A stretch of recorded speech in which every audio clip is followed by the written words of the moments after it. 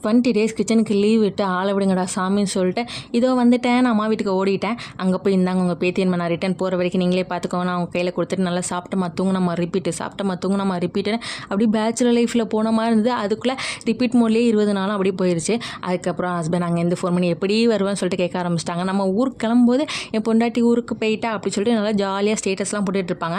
ஆனால் போய் 2 நாளில் வந்து அங்கே கடை ஃபுட்டு சாப்பிட்டு அங்கே வயிறுலாம் டேமேஜ் ஆயிரும். அப்புறம் ஃபோன் வர ஆரம்பிச்சிடும். அப்புறம் ஏதோ வந்துட்டேன்னு சொல்லிட்டு பேக் டு ரிட்டன் ஈரோடு வந்தாச்சு. ஊருக்கு போகும்போது எவ்வளோ ஜாலியாக இருந்ததோ அதை விட ஒரு ரிட்டன் ஊருக்கு கிளம்பும்போது ரொம்ப கஷ்டமாக இருக்கும்.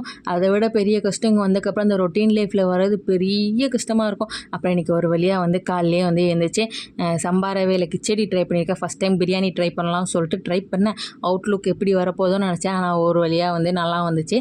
அதுக்கு வந்து இன்றைக்கி அவிச்ச முட்டை வச்சு ரைத்தா வச்சு நல்லா ஸ்ட்ராங்காக ஒரு டீயை போட்டு கொடுத்து மார்னிங் பிரேக்ஃபாஸ்ட் வந்து செம்மையாக முடிச்சாச்சு இன்றைக்கி.